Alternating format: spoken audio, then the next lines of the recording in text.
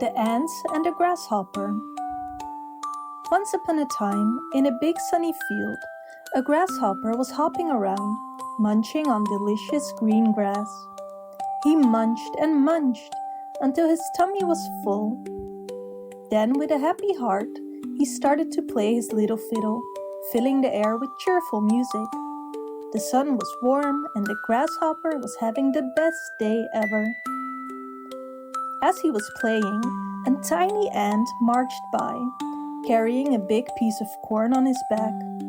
The ant was working very hard, his tiny legs moving fast under the weight of the corn. "Hey there, friend," called the grasshopper. "Why don't you come and sing with me?" The ant shook his head. "I can't," he said. "I have to gather food for the winter." The grasshopper laughed. "Winter, but it's sunny and warm now. There's plenty of time to worry about winter." But the ant kept on working, collecting more food for the cold days ahead. The days passed and the leaves started to fall. The grasshopper watched the ant and chuckled. "Silly ant," he said to himself. "Winter is so far away. We should enjoy the sunshine." Soon, winter arrived, with its cold winds and frosty mornings. The grasshopper shivered in the cold, realizing he had no food to eat. He was very hungry and very sad. He thought about the ant and his big pile of food. With hope, he knocked on the ant's door. "Please, kind ant," the grasshopper said, "can I have some food? I'm so hungry." The ant looked at the grasshopper and said, "Remember when you called me silly? I was busy preparing for winter while you were having fun. Now I have enough food for my family, but not enough to share." The grasshopper hung his head in shame. He was cold and hungry all winter, and he realized he had learned a very important lesson. There's a time for work and a time for play. The Lion and the Mouse. Once upon a time, in the middle of a peaceful forest, there was a big and mighty lion. He was resting in the shade of a tall tree, his huge head resting on his paws, enjoying a lovely afternoon nap. Everything was calm and quiet, until a little timid mouse appeared. The tiny mouse didn't mean any harm, but she was in such a hurry that she accidentally ran right across the lion's big soft nose. The lion woke up with a start. He opened his eyes and saw the mouse, and with one swift move, he caught her under his enormous paw. "Who dares to wake me from my nap?" the lion growled. His voice was deep and thunderous. The little mouse trembled with fear, but she managed to squeak, "Please, Mr. Lion, don't hurt me. I didn't mean to wake you. If you let me go, I promise I'll help you someday." The lion tilted his great head and laughed, a rumbling sound that made the tree shake. "Ha ha ha! You help me? You're just a tiny mouse. How could you ever help a big, strong lion like me?" But the lion was kind deep down inside, and even though he didn't believe the mouse could ever repay him, he decided to let her go. "Run along, little one," he said with a smile, and with that he lifted his paw and set her free. Days passed, and the lion continued to roam his forest home. But one day, as he was hunting, the lion wandered into a hunter's trap. Thick ropes wrapped around him, and no matter how hard he pulled, he couldn't escape. The lion roared and roared, hoping someone would come to help him. His powerful roar echoed through the trees. The little mouse was nearby and heard the lion's cries. She recognized that roar right away. That's Mr. Lion. He's in trouble, she thought. Without a second thought, the mouse raced to find him. When she reached the trapped lion, she saw him tangled in the hunter's net. "Don't worry, Mr. Lion, I'll help you," the mouse said bravely. The lion looked down at her, surprised. "You? How can you help me, little one?" But the mouse didn't waste any time. She ran straight to the thick ropes of the net and began gnawing them with her sharp little teeth. Bit by bit, she chewed through the ropes, and soon one of them snapped, then another and another, until finally the lion was free. The lion stood up, shaking off the last of the net, and looked down at the tiny mouse with amazement. "I can't believe it," he said softly. "You really did help me. I'm so sorry I doubted you." The mouse smiled up at the lion. "I told you I would repay you one day, Mr. Lion. It doesn't matter how small you are. Everyone can help in their own way." Why the bananas belong to the monkey. Perhaps you do not know it, but the monkeys think that all bananas belong to them. When Brazilian children eat bananas, they say, "I am a monkey." I once knew a little boy in Brazil who was very, very fond of bananas. He always said, "I am very much a monkey." If you are fond of bananas, the Brazilian children will tell you that you are a monkey too. This is the story they tell to show us how it all came about. Once upon a time, when the world had just been made and there was only one kind of banana, but very many kinds of monkeys, there was a little old woman who had a big garden full of banana trees. It was very difficult for the old woman to gather the bananas herself, so she made a bargain with the largest monkey. She told him that if he would gather the bunches of bananas for her, she would give him half of them. The monkey gathered the bananas. When he took his half, he gave the little old woman the bananas which grow at the bottom of the bunch and are small and wrinkled. The nice big fat ones he kept for himself and carried them home to let them ripen in the dark. The little old woman was very angry. She lay awake all night trying to think of some way by which she could get even with the monkey. At last, she thought of a trick. The next morning, she made an image of wax which looked just like a little boy. Then she placed a large flat basket on the top of the image's head, and in the basket she placed the best ripe bananas she could find. They certainly looked very tempting. After a little while, the biggest monkey passed that way. He saw the image of wax and thought it was a boy carrying bananas. He had often pushed over these boys, upset their baskets, and then had run away with the bananas. This morning he was feeling very good-natured, so he thought he would first try asking politely for the bananas.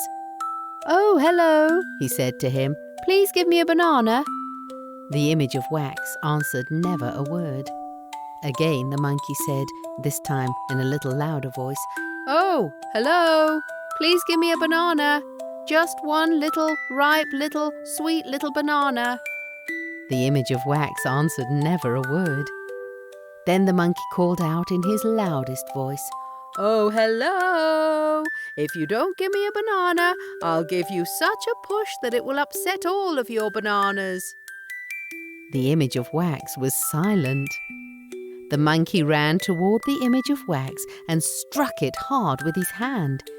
His hand remained firmly embedded in the wax. "Oh, let go of my hand," the monkey called out. "Let go of my hand and give me a banana, or else I'll give you a hard, hard blow with my other hand." The image of wax did not let go. The monkey gave the image a hard, hard blow with his other hand.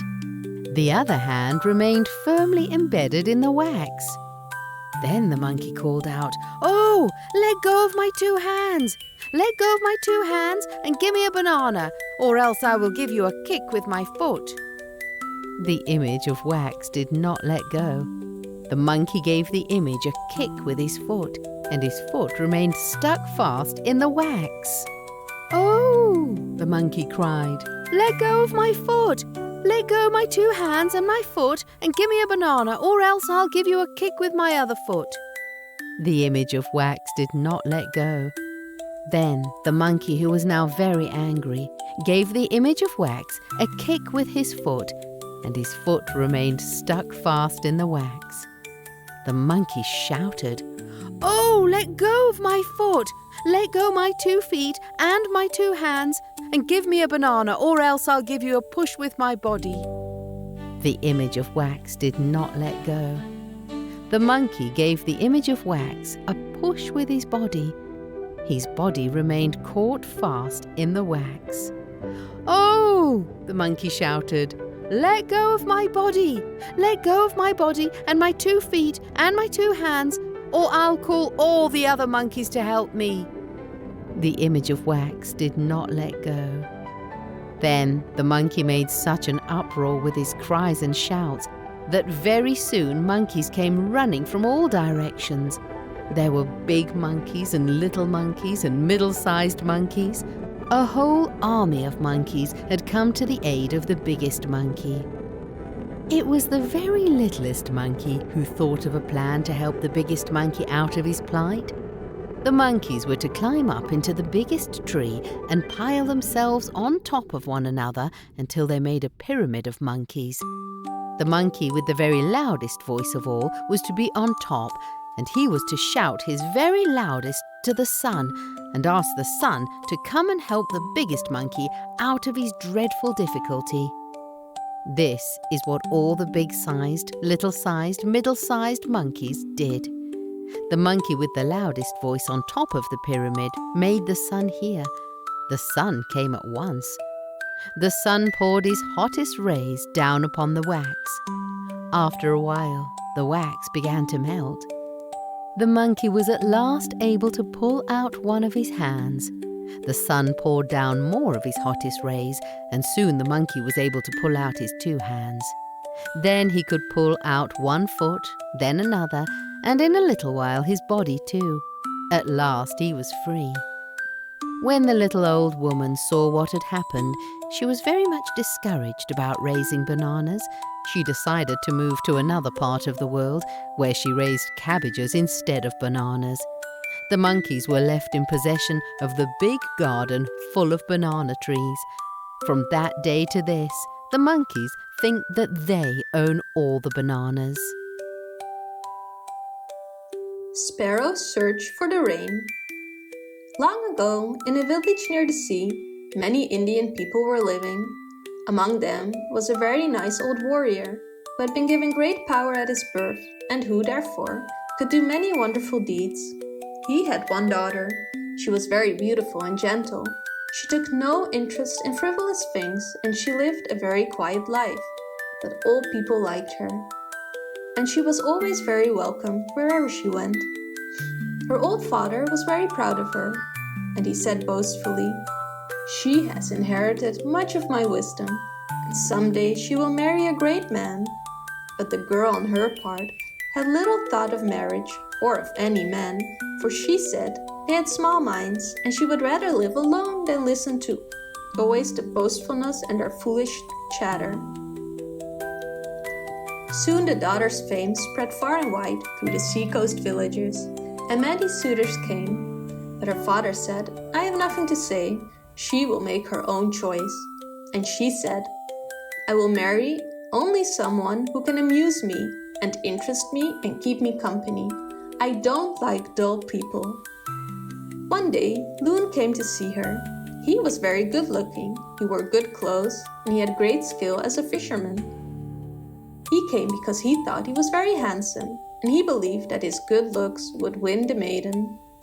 But she didn't like Loon because he had nothing to say. When she talked to him, he only stared, and at last he burst out into loud laughter. Then the girl said, "You have a small mind like the others," and she walked away. Then Fox came in an effort to make the girl fall in love with him. and for a whole day he chased his tail round and round in a circle, trying to amuse the serious girl. But he did not succeed very well, and like Loon, he departed in despair. And many others came, but they met the same fate. And at last the girl decided to see no more of them, but to live alone with her father. The young men of the village were all very angry because the girl had spoken of them so badly, and often they would gossip about her. "She says we have small minds," said one. "She must pay for these insults," said another. So they vowed that they would somehow break her proud spirit and bring her sorrow. One of the great men of the village was Whirlwind. He could make himself invisible, and he was often guilty of many wicked pranks. So the young men went to him and asked for his help. As they were talking to him, they saw the girl walking. Whirlwind rushed towards her and knocked her down in the mud. The young men looked and they all laughed loudly, and the girl was very much ashamed. She went back home and told her father what had happened and showed him her dirty clothes. Her father was very angry and he said, "Whirlwind must pay for this. He shall be banished at once." Her father went to the chief and made a complaint against Whirlwind, and the chief decided that Whirlwind must leave the village.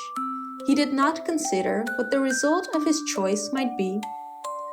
So Whirlwind prepared to leave the place. Now, his best friend was Rain. Rain had been born without eyes, he was blind, and Whirlwind always had to lead him along wherever he wished to go. So Rain said, "If you are leaving the village, I want to leave too, for I cannot live here without you. I will be helpless if I have no one to lead me." So the two set out together, Whirlwind leading old Rain along by his side. Where they went, no one knew. They were gone for many months when people started to miss them very much. Their absence began to be felt in all the land, for there was no wind and there was no rain. At last, the chief summoned a council, and Whirlwind was allowed to come back. The people decided to send messengers to the two wandering ones to tell them what had happened and to bring them back. They first sent Fox out on the quest. Fox went through the land for many weeks, running as fast as he could over many roads and over high wooded mountains. He searched every cave and crevice, but he had no success. Not a leaf or a blade of grass was stirring, and the country was all parched, and the grass was withered brown, and the streams were all getting dry. At last, after a fruitless search, he came home and shamefully confessed that his quest had failed. Then the people called on Bear to continue the search, and Bear went lumbering over the earth, sniffing the air, turning over logs and great rocks with his powerful shoulders, and ventured into deep caverns. And he made many inquiries, and he asked the mountain ash, "Where is Whirlwind?" But the mountain ash said, "I don't know. I haven't seen him for many months." And he asked the red fir and the pine and the aspen, which always sees Whirlwind first, but they didn't know. So Bear came home and said, "I can't find them." The chief was very angry because of the failure of Fox and Bear, but the wise man said, "The animals are useless in a quest like this. Let's try the birds. They often succeed where animals fail." And the chief agreed, for the land was in great distress. Many fishing boats lay silent on the sea near the coast, unable to move because Whirlwind was away. And the streams were all dry because Rain was absent, and the grass and the flowers were withering. So they called the birds to their aid. The great cane searched in the shallows and among the reeds, thrusting his long neck into deep places, and Crow looked among the hills, and Kingfisher flew far out to sea, but they all came back and said, "We too have failed. The wandering ones are nowhere on the land or upon the sea." Then little Sparrow took up the search. Before he set out, he plucked from his breast a small down feather and fastened it to a stick no bigger than a wisp of hay. He held the stick in his bill and flew off. For many days he went towards the southland, and all the time watching the feather hanging to the stick in his beak. but it hung there motionless. One day, after he had traveled a great distance, he saw the down feather moving very gently, and he knew that Whirlwind must not be far away. He went into the direction from which the feather was blowing. Soon he saw beneath him soft green grass, and wonderful flowers of varied colors, and trees with green leaves, and many rippling streams of running water, and he said to himself, "At last I have found the wanderers." He followed the little stream for some distance until it ended in a cave in the hills. In front of the cave were many flowers that were blooming, and the grass was soft and green, and the tall grasses were nodding their heads very gently. He knew that those who he was seeking were inside, and he entered the cave very quietly. Just beyond the door was a fire that was smoldering, and near it lay Rain and Whirlwind, both fast asleep. Sparrow tried to wake them with his beak and his cries, but they were sleeping too soundly. Then he took a coal from the fire and put it on Rain's back, but it spluttered and fizzled and soon went out. He tried another, but the same thing happened. Then he took a third coal, and this time Rain woke up. He was much surprised to hear a stranger in the cave, but he could not see who it was because he was blind. So he woke up Whirlwind to protect him. Then Sparrow told them of the great trouble in the North Country, and of the great hardship and sorrow their absence had brought to the people, and of how dearly missed they were, and of the decision of the council to call them back. And Whirlwind said, "We will return tomorrow if we are so badly needed. You may go back and tell your people that we are coming. We will be there the day after you arrive." So Sparrow, feeling very proud of his success, flew back home. Sparrow went to the chief and said, "I have found Rain and Whirlwind, and tomorrow they will be here." And the chief said, "Because of your success, you will never be hunted for game or killed for food." The next morning the two travelers came back to the land. Whirlwind came first, and great clouds of dust foretold his coming, and the sea dashed high against the rocks, and the trees shrieked and tossed their heads, all dancing gaily because of his return. When Whirlwind had passed by, Rain came along following close, because of his blindness. For several days, Rain stayed with the people, and the flowers bloomed, and the grass was green again, and the streams were no longer dry. And since that time, Wind and Rain have never long been absent from the Atlantic coast. And to this day, the Sparrow people know when Rain is coming, and they signal his approach. And to signal his approach, they gather together and twitter and hop along and make a great hup-hup. And the Indians have been true to the chief's promise, and they will not hunt sparrows for game nor kill them for food or their feathers, for they remember that of all the birds it was Old Sparrow who long ago searched successfully for the rain. Down in the deep blue sea lived Ripple, a happy little water spirit. All day long she danced beneath the coral arches, made garlands of bright ocean flowers, or floated on the great waves that sparkled in the sunlight. But the pastime that she loved best was lying in the many-colored shells upon the shore, listening to the low, murmuring music the waves had taught them long ago. And here for hours the little spirit lay watching the sea and sky, while singing gaily to herself. But when tempest rose, she hastened down below the stormy billows, to where all was calm and still, and with her sister spirits waited till it should be fair again, listening sadly, meanwhile, to the cries of those whom the wild waves wrecked and cast into the angry sea, and who soon came floating down, pale and cold, to the spirits' pleasant home. Then they wept pitying tears above the lifeless forms, and laid them in quiet graves, where flowers bloomed and jewels sparkled in the sand. This was Ripple's only grief, and she often thought of those who sorrowed for the friends they loved, who now slept far down in the dim and silent coral caves, and gladly would she have saved the lives of those who lay around her. But the great ocean was far mightier than all the tender-hearted spirits dwelling in its bosom. Thus she could only weep for them, and lay them down to sleep where no cruel waves could harm them more. One day, when a fearful storm raged far and wide, and the spirits saw great billows rolling like heavy clouds above their heads, and heard the wild wind sounding far away. Down through the foaming waves a little child came floating to their home. Its eyes were closed as if in sleep. The long hair fell like seaweed round its pale, cold face, and the little hands still clasped the shells they had been gathering on the beach when the great waves swept it into the troubled sea.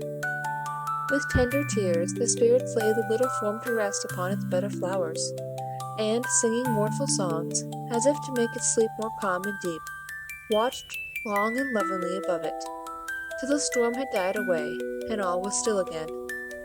While Ripple sang above the little child, through the distant roar of winds and waves, she heard a wild, soaring voice that seemed to call for help.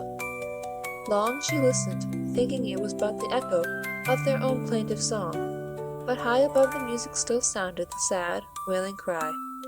Then, stealing silently away, she glided up through foam and spray, till, through the parting clouds, the sunlight shone upon her from the tranquil sky, and guided by the mournful sound, she floated on, till, close before her on the beach, she saw a woman stretching forth her arms, and with a sad, imploring voice, praying the restless sea to give her back the little child it had so cruelly borne away.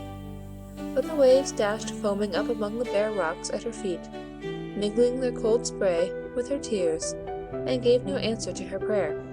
When Ripple saw the mother's grief, she longed to comfort her, so, bending tenderly beside her, where she knelt upon the shore, the little spirit told her how her child lay softly sleeping, far down in a lovely place, where sorrowing tears were shed, and gentle hands laid garlands over him.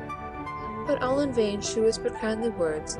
The weeping mother only cried, "Dear spirit, can you use no charm or spell to make the waves bring back my child, as full of life and strength as when they swept him from my side? Oh, give me back my little child, or let me lie beside him in the bosom of the cruel sea." "Most gladly will I help you, if I can, though I have little power to use." "Then grieve no more, for I will search both earth and sea to find some friend who can bring back all you have lost. Watch daily on the shore, and if I do not come again, then you will know my search has been in vain. Farewell, poor mother, you shall see your little child again, if fairy power can win him back." And with these cheering words, Ripple sprang into the sea, while, smiling through her tears, the woman watched the gentle spirit till her bright crown vanished in the waves. When Ripple reached her home, she hastened to the palace of the queen, and told her of the little child, the sorrowing mother, and the promise she had made.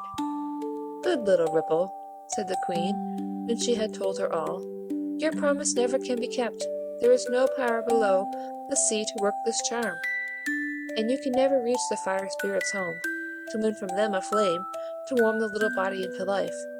I pity the poor mother, and would most gladly help her, but alas, I am a spirit like yourself, and cannot serve you as I long to do. Ah, dear queen, if you had seen her sorrow, you too would seek to keep the promise I have made. I cannot let her watch for me in vain, till I have done my best. Then tell me where the fire spirits dwell, and I will ask of them the flame that shall give life to the little child, and such great happiness to the sad, lonely mother. Tell me the path, and let me go." "It is far, far away, high up above the sun, where no spirit ever dared to venture yet," replied the queen. "I cannot show the path, for it is through the air. Dear Ripple, do not go, for you can never reach that distant place. Some harm most surely will befall, and then how shall we live without our dearest, gentlest spirit? Stay here with us and in your own pleasant home, and think more of this, for I can never let you go." But Ripple would not break the promise she had made, and besought so earnestly and with such pleading words that the queen at last with sorrow gave consent, and Ripple joyfully prepared to go. She, with her sister spirits, built up a tomb of delicate, bright-colored shells, wherein the child might lie, till she could come to wake him into life. Then, praying them to watch most faithfully above it, she said farewell, and floated bravely forth on her long, unknown journey far away. "I will search the broad earth till I find a path up to the sun, or some kind friend who will carry me, for, alas, I have no wings, and cannot glide through the blue air as through the sea," said Ripple to herself as she went dancing over the waves, which bore her swiftly onwards towards the distant shore. Long she journeyed through the pathless ocean, with no friends to cheer her, save the white sea-birds who went sweeping by, and only stayed to dip their wide wings at her side, and then flew silently away. Sometimes great ships sailed by, and then with longing eyes did the little spirit gaze up at the faces that looked down upon the sea, for often they were kind and pleasant ones, and she gladly would have called to them and asked them to be friends. But they would never understand the strange, sweet language that she spoke, or even see the lovely face that smiled at them above the waters. Her blue, transparent garments were but water to their eyes, and the pearl chains in her hair but foam and sparkling spray. So, hoping that the sea would be most gentle with them, silently she floated on her way, and left them far behind. At length green hills were seen, and the waves gladly bore the little spirit on, till, rippling gently over soft white sand, they left her on the pleasant shore. "Ah, what a lovely place it is!" said Ripple, as she passed through sunny valleys, where flowers began to bloom, and young leaves rustled on the trees. "Why are you all so gay, dear birds?" she asked, as their cheerful voices sounded far and near. "Is there a festival over the earth, that all is so beautiful and bright? Do you not know that spring is coming? The warm winds whispered it days ago, and we are learning the sweetest songs to welcome her when she shall come," sang the lark, soaring away as the music gushed from his little throat. "And I shall see her, Violet, as she journeys over the earth?" asked Ripple again. "Yes, you will meet her soon, for the sunlight told me she was near. Tell her we long to see her again, and are waiting to welcome her back," said the blue flower, dancing for joy on her stem, as she nodded and smiled on the spirit. "I will ask Spring, where the fire spirits dwell. She travels over the earth each year, and surely can show me the way," thought Ripple, as she went journeying on. Soon she saw Spring come smiling over the earth. Sunbeams and breezes floated before, and then, with her white garments covered with flowers, and wreaths in her hair, and dewdrops and seeds falling fast from her hands, the beautiful season came singing by. "Dear Spring, will you listen and help a poor little spirit who seeks far and wide for the fire spirit's home?" cried Ripple, and then told why she was there, and begged her to tell what she sought. "The fire spirit's home is far, far away, and I cannot guide you there, but Summer is coming behind me," said Spring, "and she may know better than I. But I will give you a breeze to help you on your way. It will never tire nor fail, but bear you easily over land and sea. Farewell, little spirit. I would gladly do more, but voices are calling me far and wide, and I cannot stay." "Many thanks, kind Spring," cried Ripple, as she floated away on the breeze. "Give a kindly word to the mother who waits on the shore, and tell her I have not forgotten my vow, but hope soon to see her again." Then Spring flew on with her sunshine and flowers, and Ripple went swiftly over hill and vale, till she came to the land where Summer was dwelling. Here the sun shone warmly down on the early fruit. The winds blew freshly over fields of fragrant hay, and rustled with a pleasant sound among the green leaves in the forests.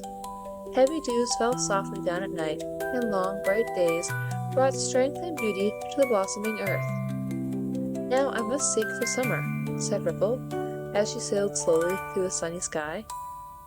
"I am here. What would you with me, little spirit?"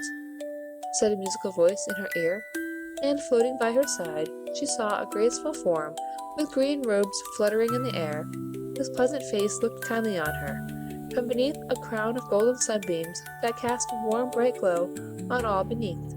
Then Ripple told her tale, and asked where she should go, but Summer answered, "I can tell no more than my young sister Spring, where you may find the spirits that you seek. But I too, like her, will give a gift to aid you. Take the sunbeam from my crown. It will cheer and brighten the most gloomy path through which you pass. Farewell. I shall carry tidings of you to the watcher by the sea, if in my journey round the world I find her there." And Summer, giving her the sunbeam, passed away over the distant hills, leaving all green and bright behind her.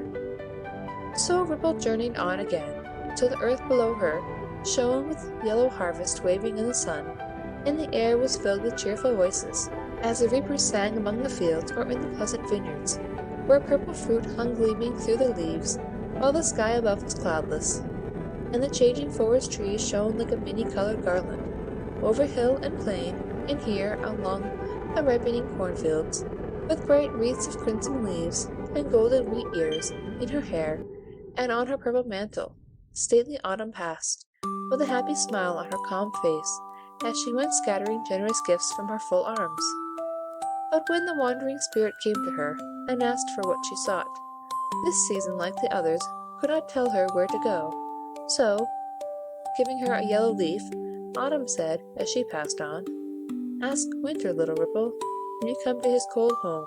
He knows the fire spirits well, for when he comes they fly to the earth, to warm and comfort those dwelling there, and perhaps he can tell you where they are.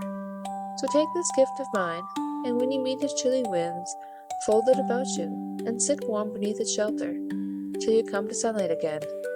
I will carry comfort to the patient woman, as my sisters have already done, and tell her you are faithful still." Then on went the never-tiring breeze, over forest, hill, and field, till the sky grew dark, and bleak winds whistled by. Then Ripple, folded in the soft, warm leaf, looked sadly down on the earth, that seemed to lie so desolate and still beneath its shroud of snow, and thought how bitter cold the leaves and flowers must be, for the little water spirit did not know that winter spread a soft white covering above their beds, that they might safely sleep below till spring should waken them again. So she went sorrowfully on, till winter, riding on the strong north wind, came rushing by, with a sparkling ice crown in his streaming hair, while from beneath his crimson cloak, where glittering frostwork shone like silver threads, he scattered snowflakes far and wide. "What do you seek with me, fair little spirit, that you come so bravely here amid my ice and snow? Do not fear me, I am warm at heart, though rude and cold without," said Winter, looking kindly on her, while the bright smile shone like sunlight on his pleasant face as it glowed and glistened in the frosty air. When Ripple told him why she had come, he pointed upward, where the sunlight dimly shone through the heavy clouds, saying, "Far off there, beside the sun, is the fire spirit's home, and the only path is up, through cloud and mist. It is a long, strange path for a lonely little spirit to be going. The fairies are wild, willful things, and in their play may harm and trouble you. Come back with me, and do not go this dangerous journey to the sky. I'll gladly bear you home again if you will come." But Ripple said, "I cannot turn back now, when I am nearly there. The spirits surely will not harm me, when I tell them why I am come, and if I win the flame, I shall be the happiest spirit in the sea, for my promise will be kept, and the poor mother happy once again. So, farewell, Winter. Speak to her gently, and tell her to hope still, for I shall surely come. Adieu, little Ripple. May good angels watch above you. Journey bravely on, and take the snowflake that will never melt as my gift," Winter cried, as the north wind bore him on, leaving a cloud of falling snow behind. "Now, dear breeze," said Ripple, "fly straight upward through the air, until we reach the place we have so long been seeking. Sunbeam shall go before to light the way, yellow leaf shall shelter me from heat and rain, while snowflake shall lie here beside me till it comes of use. So farewell to the pleasant earth, until we come again. And now away, up to the sun." When Ripple first began her airy journey, all was dark and dreary. Heavy clouds lay piled like hills around her, and a cold mist filled the air, but the sunbeam, like a star, lit up the way. The leaf lay warmly round her, and the tireless wind went swiftly on. Higher and higher they floated up. Still darker and darker grew the air. Closer the damp mist gathered, while the black clouds rolled and tossed like great waves to and fro. "Ah!" sighed the weary little spirit, "shall I never see the light again, or feel the warm winds on my cheek? It is a dreary way indeed, and but for the season's gifts, I should have perished long ago. But the heavy clouds must pass away at last, and all be fair again. So hasten on, good breeze, and bring me quickly to my journey's end." Soon the cold vapors vanished from her path, and sunshine shone upon her pleasantly. So she went gaily on, till she came up among the stars, where many new, strange sights were to be seen. With wondering eyes she looked upon the bright worlds that once seemed dim and distant, when she gazed upon them from the sea. But now they moved around her, some shining with a softly radiant light, some circled with bright, many-colored rings, while others burned with a red, angry glare. Ripple would have gladly stayed to watch them longer, for she fancied low, sweet voices called her, and lovely faces seemed to look upon her as she passed. But higher up still, nearer to the sun, she saw a far-off light that glittered like a brilliant crimson star, and seemed to cast a rosy glow along the sky. The fire spirits surely must be there, and I must stay no longer here, said Ripple.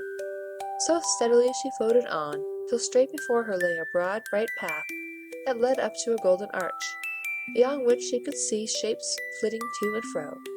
As she drew near, brighter glowed the sky, hotter and hotter grew the air, till Ripple's leaf cloak shriveled up and could no longer shield her from the heat. Then she unfolded the white snowflake, and gladly wrapping the soft, cool mantle round her, entered through the shining arch. Through the red mist that floated all around her, she could see high walls of changing light, where orange, blue, and violet flames went flickering to and fro, making graceful figures as they danced and glowed, and underneath these rainbow arches little spirits glided, far and near, wearing crowns of fire, beneath which flashed their wild, bright eyes, and as they spoke, sparks dropped quickly from their lips, and Ripple saw with wonder, through their garments of transparent light, that in each fairy's breast there burned a steady flame, that never wavered or went out. As thus she stood, the spirits gathered round her, and their hot breath would have scorched her, but she drew the snow cloak closer round her, saying, "Take me to your queen, that I may tell her why I am here, and ask for what I seek." So through long halls of many-colored fire, they led her to a spirit fairer than the rest, whose crown of flames waved to and fro like golden plumes, while underneath her violet robe the light within her breast glowed bright and strong. "This is our queen," the spirit said, bending low before her, as she turned her gleaming eyes on the stranger they had brought. Then Ripple told how she had wandered round the world in search of them, how the seasons had most kindly helped her on, by giving sunbeam, breeze, leaf, and flake, and how, through many dangers, she had come at last to ask of them the magic flame that could give life to the little child again. When she had told her tale, the spirits whispered earnestly among themselves, while sparks fell thick and fast with every word. At length the Fire Queen said aloud, "We cannot give the flame you ask, for each of us must take a part of it from our own breasts, and this we will not do, for the brighter a bosom fire burns, the lovelier we are. So do not ask us for this thing, but any other gift we will most gladly give, for we feel kindly towards you, and will serve you if we may." But Ripple asked no other boon, and, weeping sadly, begged them not to send her back without the gift she had come so far to gain. "Oh, dear warm-hearted spirits, give me each a little light from your own breasts, and surely they will glow the brighter for this kindly deed, and I will thankfully repay it if I can." As thus she spoke, the Queen, who had spied out a chain of jewels Ripple wore upon her neck, replied, "If you will give me those bright, sparkling stones, I will bestow on you a part of my own flame, for we have no such lovely things to wear about our necks, and I desire much to have them. Will you give it to me for what I offer, little spirit?" Joyfully Ripple gave her the chain, but, as soon as it touched her hand, the jewels melted like snow, and fell in bright drops to the ground. At this the Queen's eyes flashed, and the spirits gathered angrily about poor Ripple, who looked sadly at the broken chain, and thought in vain what she could give to win the thing she longed so earnestly for. "I have many fairer gems than these in my home below the sea, and I will bring all I can gather far and wide, if you will grant my prayer, and give me what I seek," she said, turning gently to the fiery spirits, who were hovering fiercely around her. "You must bring us each a jewel that will never vanish from our hands as these have done," they said, "and we will each give of our fire. And when the child is brought to life, you must bring hither all the jewels you can gather from the depths of the sea, that we may try them here among the flames. But if they melt away like these, then we shall keep you prisoner, till you give us back the light we lend. If you consent to this, then take our gift and journey home again, but fail not to return, or we shall seek you out." And Ripple said she would consent, though she knew not if the jewels could be found.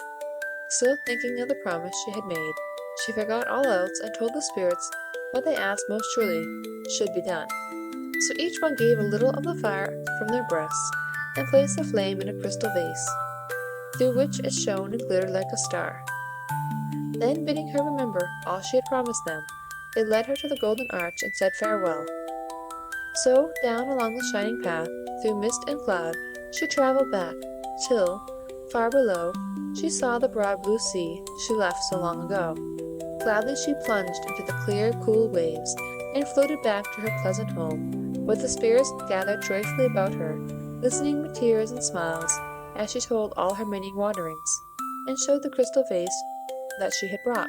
"Now come," said they, "and finish the good work you have so bravely carried on." So to the quiet tomb they went, where, like a marble image, cold and still, the little child was lying. Then Ripple placed the flame upon his breast, and watched it gleam and sparkle there, while light came slowly back into the once dim eyes, a rosy glow shone over the pale face, and breath stole through the parted lips. Still brighter and warmer burned the magic fire, until the child awoke from his long sleep, and looked in smiling wonder at the faces bending over him. Then Ripple sang for joy, and with her sister spirits robed the child in graceful garments, woven of bright seaweed, while in his shining hair they wreathed long garlands of the fairest flowers, and on his little arms hung chains of brilliant shells. "Now come with us, dear child," said Ripple. "We will bear you safely up into the sunlight and the pleasant air, for this is not your home, and yonder on the shore there waits a loving friend for you." So up they went, through foam and spray, till on the beach, where the fresh winds played among her falling hair, and the waves broke sparkling at her feet, the lonely mother still stood, gazing wistfully across the sea. Suddenly, upon a great blue billow that came rolling in, she saw the water spirits smiling on her, and high aloft, in their white gleaming arms, her child stretched forth his hands to welcome her, while the little voice she so longed to hear again cried gaily, "See, dear mother, I am come, and look what lovely things the gentle spirits gave, that I might seem more beautiful to you." Then gently the great wave broke, and rolled back to the sea, leaving Ripple on the shore, and the child clasped in his mother's arms. "O faithful little spirit, I would gladly give some precious gift to show my gratitude for this kind deed, but I have nothing save this chain of little pearls. They are the tears I shed, and the sea has changed them thus, that I might offer them to you," the happy mother said, when her first joy was past, and Ripple turned to go. "Yes, I will gladly wear your gift, and look upon it as my fairest ornament," the water spirit said, and with the pearls upon her breast, she left the shore, where the child was playing gaily to and fro, and the mother's glad smile shone upon her, till she sank beneath the waves. And now another task was to be done. Her promise to the fire spirits must be kept. So far and wide she searched among the caverns of the sea, and gathered all the brightest jewels shining there, and then upon her faithful breeze once more went journeying through the sky. The spirits gladly welcomed her, and led her to the queen, before whom she poured out the sparkling gems she had gathered with such toil and care. But when the spirits tried to form them into crowns, they trickled from their hands, like colored drops of dew, and Ripple saw with fear and sorrow how they melted one by one away, till none of all the many she had brought remained. Then the fire spirits looked upon her angrily, and when she begged them to be merciful, and let her try once more, saying, "Do not keep me prisoner here, I cannot breathe the flame that gives you life, and but for the snow mantle I too should melt away, and vanish like the jewels in your hands. Oh, dear spirits, give me some other task, but let me go from this warm place, where all is strange and fearful to a spirit of the sea." They would not listen, and drew nearer, saying, while bright sparks showered from their lips, "We will not let you go, for you have promised to be ours if the gems you brought proved worthless. So fling away this cold white cloak, and bathe with us in the fire fountains, and help us bring back to our bosom flames the light we gave you for the child." Then Ripple sank down on the burning floor, and felt that her life was nearly done, for she well knew the hot air of the fire palace would be death to her. The spirits gathered round, and began to lift her mantle off, but underneath they saw the pearl chain, shining with a clear, soft light that only glowed more brightly when they laid their hands upon it. "Oh, give us this!" cried they. "It is far lovelier than all the rest, and does not melt away like them. And see how brilliantly it glitters in our hands. If we may but have this, all will be well, and you are once more free." And Ripple, safe again beneath her snowflake, gladly gave the chain to them, and told them how the pearls they now placed proudly on their breast were formed of tears, which but for them might still be flowing. Then the spirits smiled most kindly on her, and would have put their arms about her, and have kissed her cheek, but she drew back, telling them that every touch of theirs was like a wound to her. Then, if we may not tell our pleasure so, we will show it in a different way, and give you a pleasant journey home. Come out with us, the spirits said, and see the bright path we have made for you. So they led her to the lofty gate, and here, from sky to earth, a lovely rainbow arched its radiant colors in the sun. "This is indeed a pleasant road," said Ripple. "Thank you, friendly spirits, for your care, and now farewell. I would gladly stay yet longer, but we cannot dwell together, and I am longing sadly for my own cool home. Now, Sunbeam, Breeze, Leaf, and Flake, fly back to the seasons whence you came, and tell them that, thanks to their kind gifts, Ripple's work at last is done." Then down along the shining pathway spread before her, the happy little spirit glided to the sea.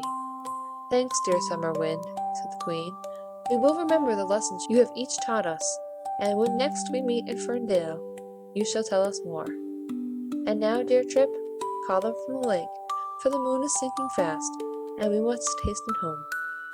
The elves gathered about their Queen, and while the rustling leaves were still, and the flowers' sweet voices mingled with their own, they sang this: It is said that the effect of eating too much lettuce is soporific. I have never felt sleepy after eating lettuces, but then I am not a rabbit. They certainly had a very soporific effect upon the Flopsy Bunnies. When Benjamin Bunny grew up, he married his cousin Flopsy. They had a large family, and they were very improvident and cheerful. I do not remember the separate names of their children. They were generally called the Flopsy Bunnies. As there was not always quite enough to eat, Benjamin used to borrow cabbages from Flopsy's brother, Peter Rabbit, who kept a nursery garden.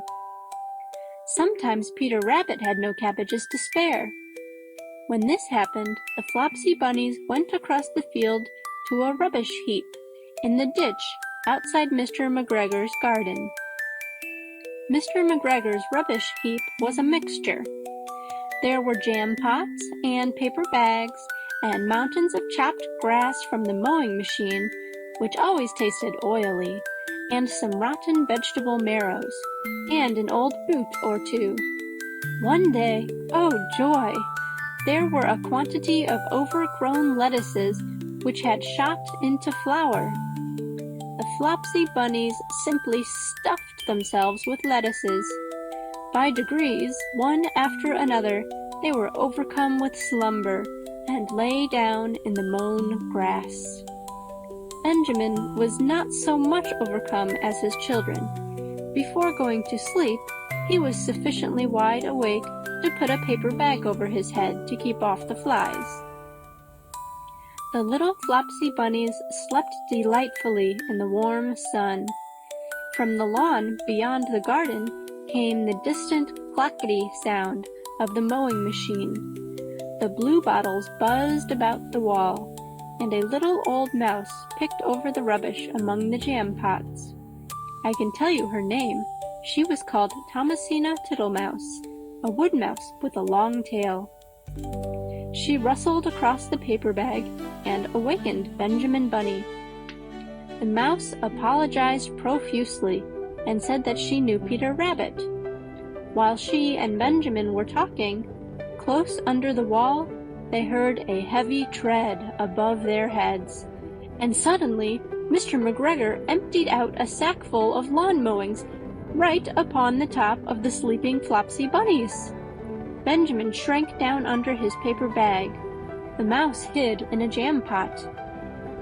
The little rabbits smiled sweetly in their sleep under the shower of grass. They did not awake because the lettuces had been so soporific. They dreamt that their mother, Flopsy, was tucking them up in a hay bed. Mr. McGregor looked down after emptying his sack. He saw some funny little brown tips of ears sticking up through the lawn mowings. He stared at them for some time. Presently, a fly settled on one of them, and it moved. Mr. McGregor climbed down onto the rubbish heap. 1, 2, 3, 4, 5, 6 little rabbits, said he as he dropped them into his sack. The Flopsy Bunnies dreamt that their mother was turning them over in bed. They stirred a little in their sleep, but still they did not wake up. Mr. McGregor tied up the sack and left it on the wall. He went to put away the mowing machine. When he was gone, Mrs. Flopsy Bunny, who had remained at home, came across the field. She looked suspiciously at the sack and wondered where everybody was. Then the mouse came out of her jam pot, and Benjamin took the paper bag off his head, and they told the doleful tale. Benjamin and Flopsy were in despair. They could not undo the string. But Mrs. Tittlemouse was a resourceful person. She nibbled a hole in the bottom corner of the sack. The little rabbits were pulled out and pinched to wake them. Their parents stuffed the empty sack with 3 rotten vegetable marrows, an old blacking brush, and 2 decayed turnips. Then they all hid under a bush and watched for Mr. McGregor. Mr. McGregor came back and picked up the sack and carried it off. He carried it hanging down, as if it were rather heavy. The Flopsy Bunnies followed at a safe distance. They watched him go into his house, and then they crept up to the window to listen. Mr. McGregor threw down the sack on the stone floor in a way that would have been extremely painful to the Flopsy Bunnies if they had happened to have been inside it. They could hear him drag his chair on the flags and chuckle. 1, 2, 3, 4, 5, 6 little rabbits, said Mr. McGregor. Eh? What's that? What have they been spoiling now? Inquired Mrs. McGregor. 1, 2, 3, 4, 5, 6 little fat rabbits, repeated Mr. McGregor, counting on his fingers. 1, 2, 3. Don't you be silly. What do you mean, you silly old man? In the sack. 1, 2, 3, 4, 5, 6, replied Mr. McGregor. The youngest Flopsy Bunny got upon the windowsill. Mrs. McGregor took hold of the sack and felt it. She said she could feel 6, but they must be old rabbits, because they were so hard, and all different shapes. Not fit to eat, but the skins will do fine to line my old cloak. Line your old cloak, shouted Mr. McGregor. I shall sell them and buy myself baccy. Rabbit tobacco? I shall skin them and cut off their heads. Mrs. McGregor untied the sack and put her hand inside. When she felt the vegetables, she became very, very angry. She said that Mr. McGregor had done it a purpose. And Mr. McGregor was very angry too. One of the rotten marrows came flying through the kitchen window and hit the youngest Flopsy Bunny. It was rather hurt. Then Benjamin and Flopsy thought that it was time to go home. So Mr. McGregor did not get his tobacco, and Mrs. McGregor did not get her rabbit skins. But next Christmas, Thomasina Tittlemouse got a present of enough rabbit wool to make herself a cloak and a hood and a handsome muff and a pair of warm mittens. The Little Pumpkin. Once upon a time, there was a little pumpkin growing on a vine in a field. The sun shone on him all day long, and sometimes the rain gently fell on him. The vine sent her roots deep into the ground in search of good food. The little pumpkin eagerly drank from the good sap and grew bigger and bigger, rounder and rounder, and firmer and firmer. Gradually, he became so big that he understood everything the growing things around him said, because he listened eagerly. I came from the seed of a jack-o'-lantern, Mother Vine said to a neighbor. That's why I have to grow jack-o'-lanterns now. Me too, said a neighbor, but no jack-o'-lanterns for me. It's too much work. I'm just going to grow pumpkins. When the little pumpkin heard that he was supposed to be a jack-o'-lantern, he became very worried because he didn't see that he was any different from a regular pumpkin. He thought that Mother Vine really expected him to become a jack-o'-lantern, and he didn't want to disappoint her. Eventually, he became so unhappy that the sun and the wind noticed it. "What's wrong, little pumpkin? Why are you crying? Why don't you hold your head up high and look around like you always did?" "Because," the little pumpkin answered sadly, "I'm supposed to be a jack-o'-lantern, and I don't know how. I only know how to be a little pumpkin." Then the wind and the sun laughed until the vine shook, so all the pumpkins had to hold on tight not to be shaken off. "Oh, little pumpkin," they cried, "why worry about what you have to do later? Just try with all your might to be a little pumpkin, and believe us, if you do your best, everything will be all right. We know a secret, a beautiful secret, and one day we will tell you." "Oh, tell me now," the little pumpkin exclaimed, but the sun and the wind chuckled. "Oh no, oh no, oh no, just grow, grow, grow, and one day you'll know." The little pumpkin felt comforted.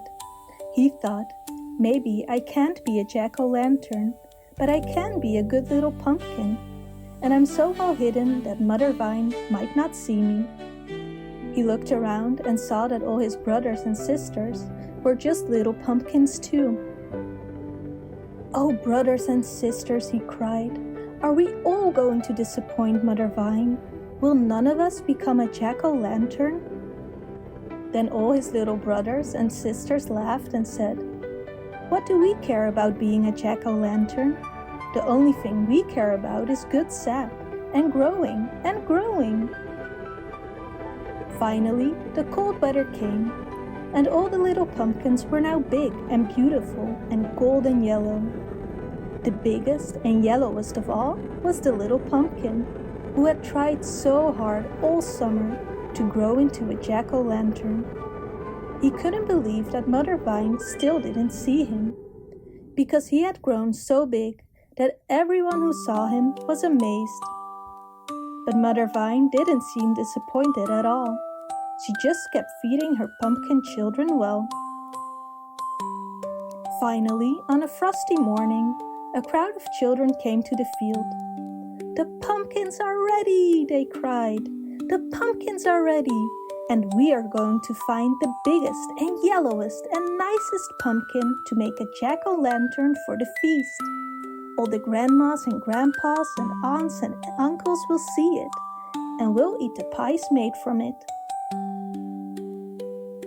They looked around, pushing the plans aside to search better. Suddenly, they saw the little pumpkin. "Wow!" they exclaimed. "What a great jack-o'-lantern! So big and sturdy and round and yellow. This will be the jack-o'-lantern for our feast. It's so big that there's enough pie for everyone." Then they picked the pumpkin and carried it to the barn. Father cut off the top of the pumpkin, lifted it carefully, and scooped out the inside. The children carried the pumpkin to Mother in the kitchen. Then Father made eyes and a nose and a mouth and placed a big candle inside. "Oh, look at what a beautiful jack-o'-lantern!" they exclaimed. The little pumpkin was put in the barn. "Finally, I'm a jack-o'-lantern," he said. After a while, it became dark, and the father came and carried the pumpkin into the house, lit the candle, and placed it right in the middle of the table. All the grandmothers and grandfathers and aunts and uncles shouted, "Oh, what a beautiful, big, round, yellow jack-o'-lantern!" Then the little pumpkin was happy, because he knew that Mother Vine would be proud of him, and he shone and shone until the candle burned out completely.